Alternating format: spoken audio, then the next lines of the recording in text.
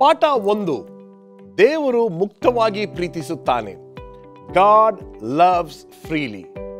ಕಾರ್ಯಕ್ರಮವನ್ನು ವೀಕ್ಷಿಸಿ ದೇವರ ಆಶೀರ್ವಾದವನ್ನು ಪಡೆಯಿರಿ.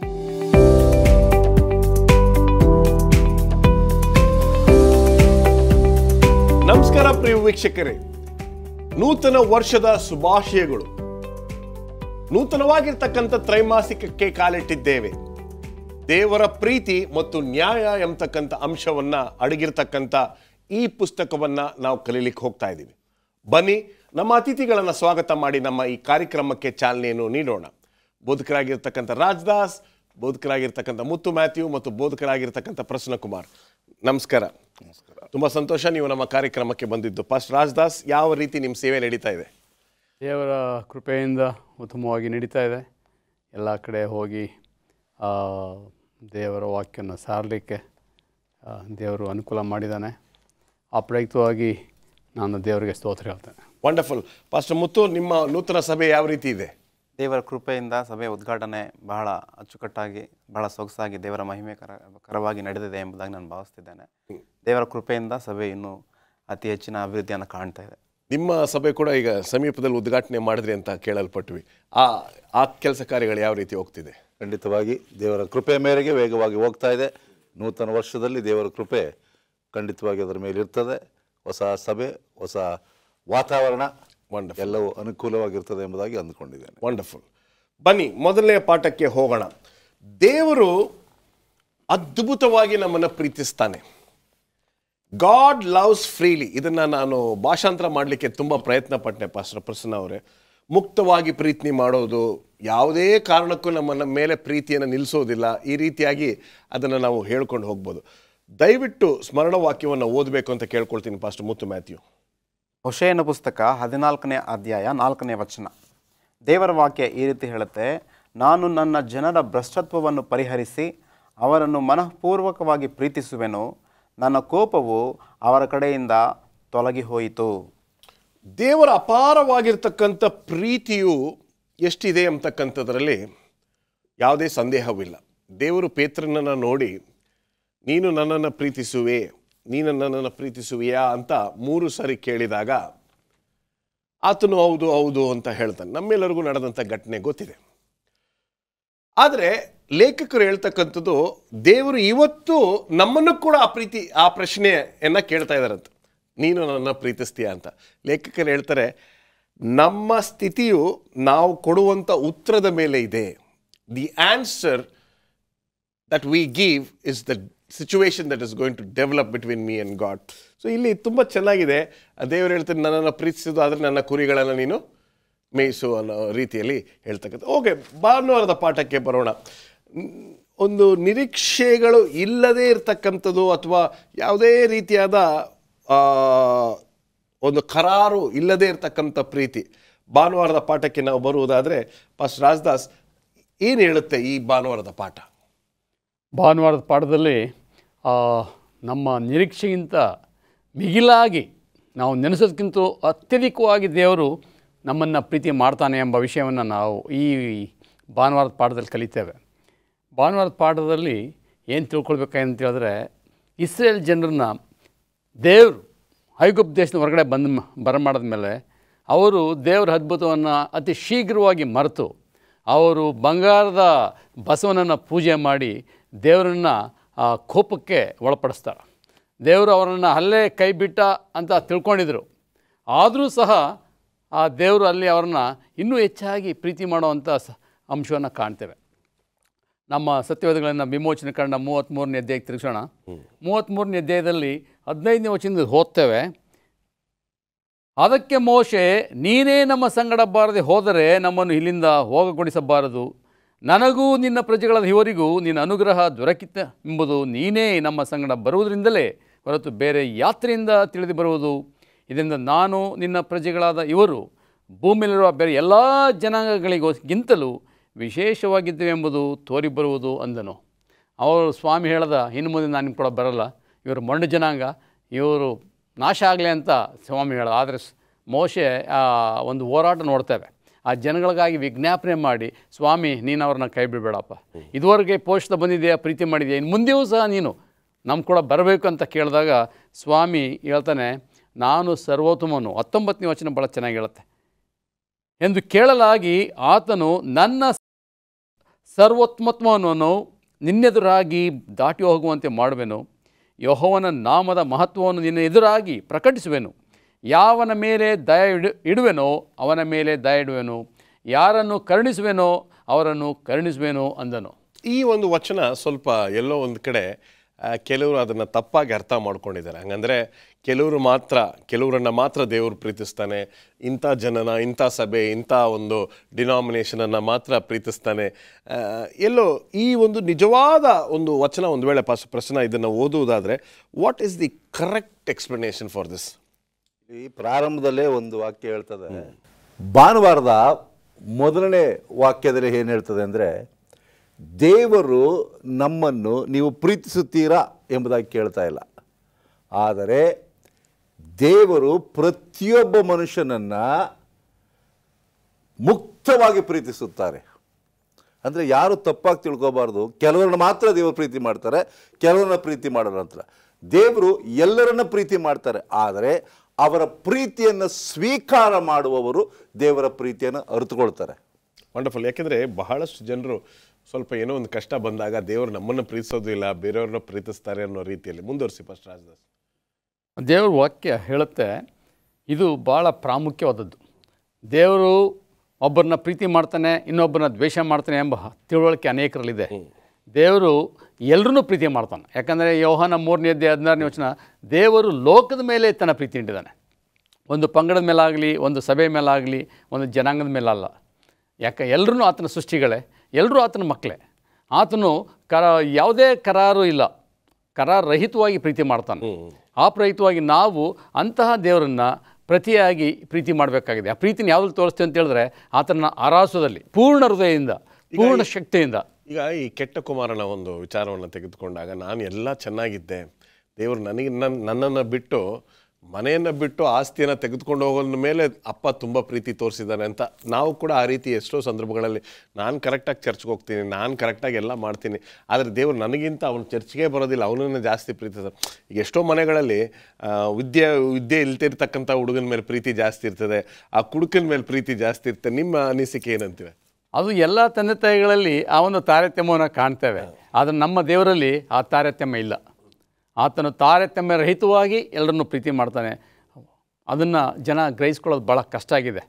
ಅದೇ ರೀತಿ ಮೋಶೆಯನ್ನು ತಿಳ್ಕೊಂಡಿದ್ದ, ಜನರನ್ನು ಸ್ವಾಮಿ ಕೈ ಬಿಡ್ತಾನೆ, ಆದರೆ ಸ್ವಾಮಿ ಕೈ ಬಿಡಲಿಲ್ಲ. ಕೃಪಾಪೂರ್ಣನು, ಆತನು ಪ್ರೀತಿಮಯನು, ನಿರಂತರವಾಗಿ ದೇವರು ತನ್ನ ಮಕ್ಕಳನ್ನು ಪ್ರೀತಿ ಮಾಡ್ತಾ ಇರ್ತಾರೆ. ಒಂದೇ ಒಂದು ವಿಷಯ ಹೇಳಿ ಮುಕ್ತಾಯಕ್ಕೆ ಹೋಗೋಣ. ಇಲ್ಲಿ ದೇವರಿಗೆ ನ್ಯಾಯ ಇದೆಯಂತೆ, ದೇವರಿಗೆ ಒಂದು ಹಕ್ಕಿದೆಯಂತೆ. ತುಂಬ ದೇವರಿಂದ ದೂರ ಹೋಗಿರ್ತಕ್ಕಂಥವ್ರ ಮೇಲೆ ಜಾಸ್ತಿ ಪ್ರೀತಿಯನ್ನು ತೋರಿಸ್ತಕ್ಕಂಥದ್ದು ಅದ್ಭುತವಾಗಿರ್ತಕ್ಕಂಥ ಪಾಠವಾಗಿದೆ. ಒಂದು ಸಣ್ಣ ವಿರಾಮವನ್ನು ತೆಗೆದುಕೊಳ್ಳೋಣ. ಒಂದು ಸಣ್ಣ ವಿರಾಮದ ನಂತರ ನಮ್ಮ ಚರ್ಚೆ ಮುಂದುವರಿತದೆ. ಮರಳಿ ಸ್ವಾಗತ. ಬನ್ನಿ, ನಮ್ಮ ಚರ್ಚೆಯನ್ನು ಮುಂದುವರಿಸ್ಕೊಂಡು ಹೋಗ್ತಾ ಇದ್ದೇವೆ. ಇಲ್ಲಿ ದೇವರ ಪ್ರೀತಿಯ ಬಗ್ಗೆ ನಾವು ಕಲಿತಾ ಇದ್ದೀವಿ. ಅದರಲ್ಲೂ ವಿಶೇಷವಾಗಿ ಸೋಮವಾರದ ಪಾಠದಲ್ಲಿ ದೇವರು ಎಷ್ಟು ಪ್ರೀತಿಸ್ತಾನೆ ಅಂತ ಹೇಳಿದ್ರೆ ಏನು ಅಪೇಕ್ಷಿಸುವುದಿಲ್ಲ, ಅಂಥ ಅದ್ಭುತವಾಗಿರ್ತಕ್ಕಂಥ ದೇವರು. ಪಾಸ್ಟರ್ ಪ್ರಸನ್ನ ಹೇಳಿ, ಈ ಒಂದು ಸೋಮವಾರದ ಪಾಠದಲ್ಲಿ ನಾವು ಏನು ಕಲಿತೀವಿ? ದೇವರ ಪ್ರೀತಿಯನ್ನು ಯಾರಿಗೂ ಯಾವುದಕ್ಕೂ ಹೋಲಿಸಲಿಕ್ಕೆ ಸಾಧ್ಯ ಇಲ್ಲ. ವಂಡರ್ಫುಲ್.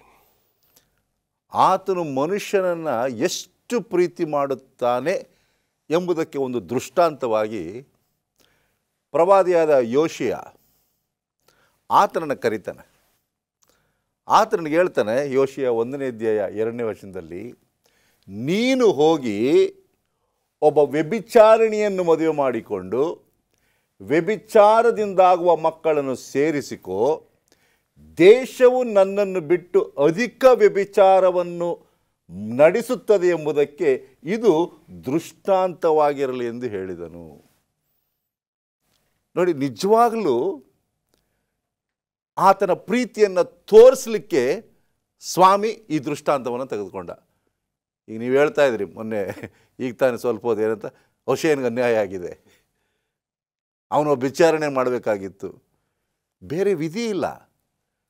ತನ್ನ ಪ್ರೀತಿಯನ್ನು ತೋರಿಸ್ಬೇಕಾದ್ರೆ ಸ್ವಾಮಿಗೆ ಇದನ್ನು ಜನಗಳಿಗೆ ತಿಳಿಸ್ಬೇಕು. ಯಾಕೆಂದರೆ ಯಾವ ರೀತಿಯಲ್ಲಿ ಒಬ್ಬ ವ್ಯಭಿಚಾರಣಿ, ಒಬ್ಬ ಅಪನಂಬಿಗಸ್ತ ಸ್ತ್ರೀ ಪತಿಯನ್ನು ಬಿಟ್ಟು ಬೇರೆ ಕಡೆ ಹೋಗ್ತಾಳೆ, ಅದೇ ರೀತಿಯಲ್ಲಿ ನಾನು ಪ್ರೀತಿ ಮಾಡುವ ನನ್ನ ಜನಾಂಗ ನನ್ನನ್ನು ಬಿಟ್ಟು ಹೋಗಿದ್ದಾರೆ. ಅವರು ಆ ಸ್ಥಿತಿಯನ್ನು ಅರ್ಥ ಮಾಡಿಕೊಳ್ಬೇಕು. ದೇವರು ಎಷ್ಟು ನಂಬಿಗಸ್ತನು, ನಾವು ಎಷ್ಟು ಅಪನಂಬಿಕಸ್ಥರಾಗಿದ್ದೇವೆ.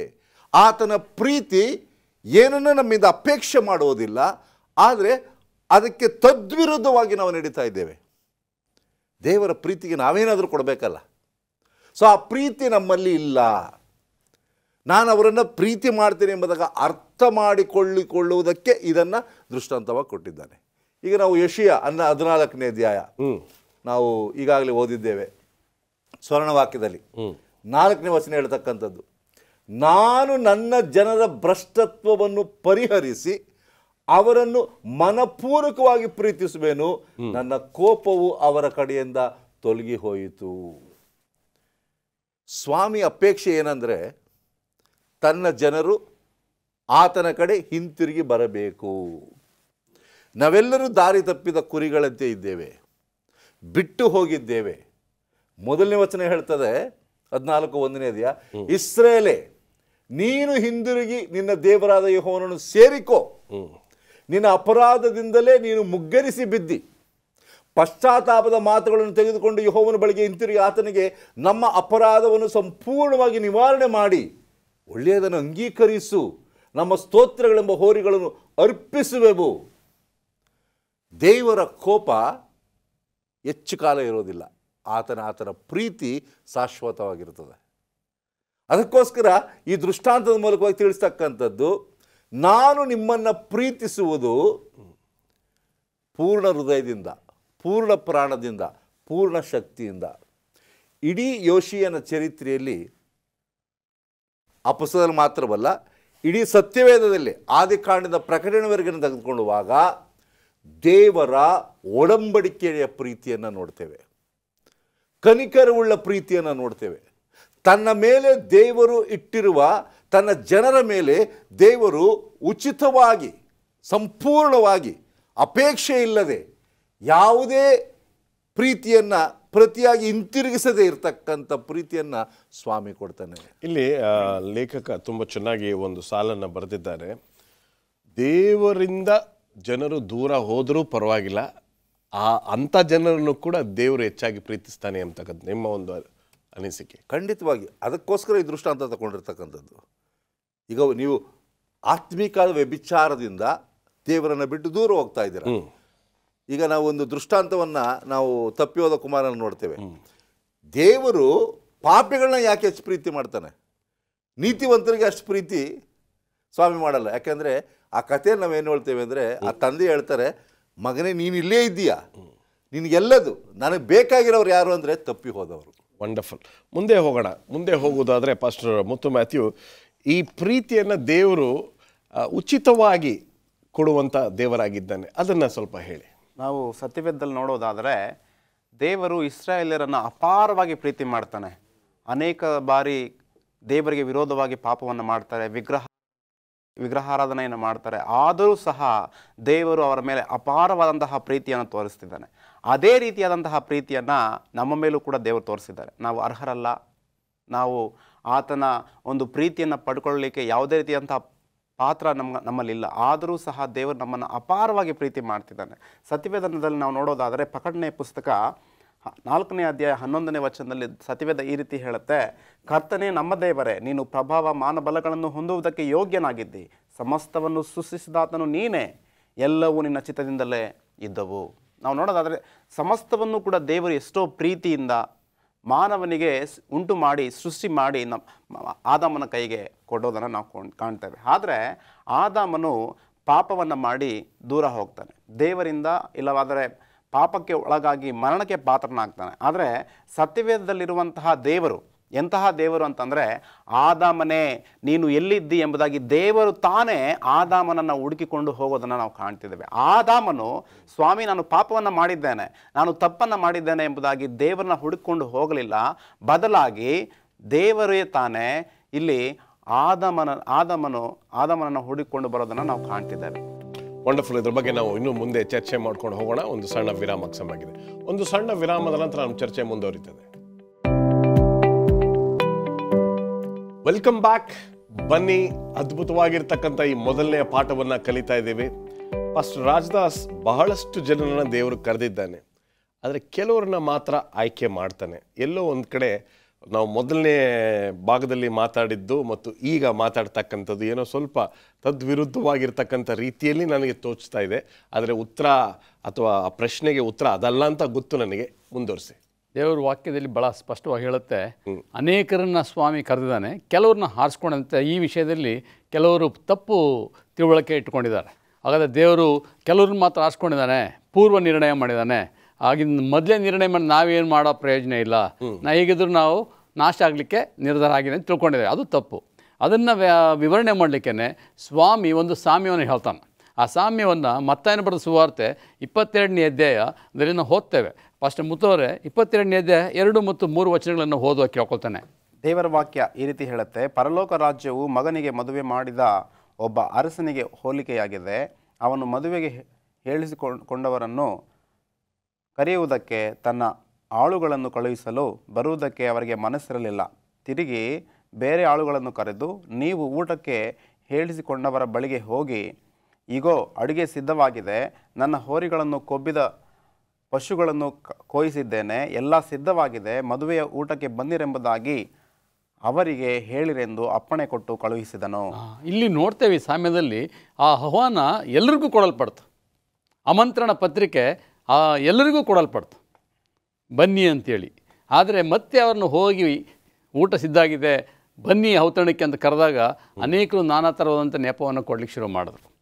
ನೆಪವನ್ನು ಕೊಟ್ಟಾಗ ಆ ಮದುವೆ ಮನೆಯ ಮಾಲೀಕ ಏನು ಮಾಡ್ದಂತ ಹೇಳಿದ್ರೆ, ಕೆಲವ್ರನ್ನ ಇನ್ನೂ ಕೆಲವ್ರು ಸರಿ ಕಳಿಸ್ತಾನೆ, ಹೋಗಿ ಅವ್ರನ್ನ ಮತ್ತೆ ಬರಲಿಕ್ಕೆ ಕೇಳಿ ಅಂತ. ಆಗ ಅವ್ರು ಏನು ಮಾಡ್ತಾರೆ, ಕೆಲವ್ರನ್ನ ಹಿಡಿದು ಬೈದು ಹೊಡೆದು ಕಳಿಸ್ತಾರೆ. ಇದು ಏನು ತೋರಿಸ್ತದೆ ಅಂತ ಹೇಳಿದ್ರೆ ಅವರ ತಾತ್ಸಾರ, ಆ ಆಹ್ವಾನವನ್ನು ನಿರಾಕರಿಸ್ತದನ್ನು ಕಾಣ್ತೇವೆ. ಯಾವಾಗ ಇವರು ನಿರಾಕರಿಸ್ತರು ಆಗ ಮದುವೆ ಮಾಲೀಕ ಏನು ಮಾಡ್ತಾನೆ, ನೀವೇನು ಮಾಡಿ ಹೋಗಿ ಎಲ್ಲಿ ಯಾರ್ಯಾರು ನಿಂತಿರ್ತಾರೆ ಎಲ್ಲರೂ ಕರ್ಕೊಂಡ್ಬನ್ನಿ, ಹೈವೇಸ್ ಆ್ಯಂಡ್ ಬೈವೇಸ್ ಅಂತ ಹೇಳ್ತಾರೆ. ಆಗ ಆಹ್ವಾನಿತರು ಬರಲಿಲ್ಲ, ನಾನಾ ಥರ ನೆಪ ಕೊಟ್ಟರು.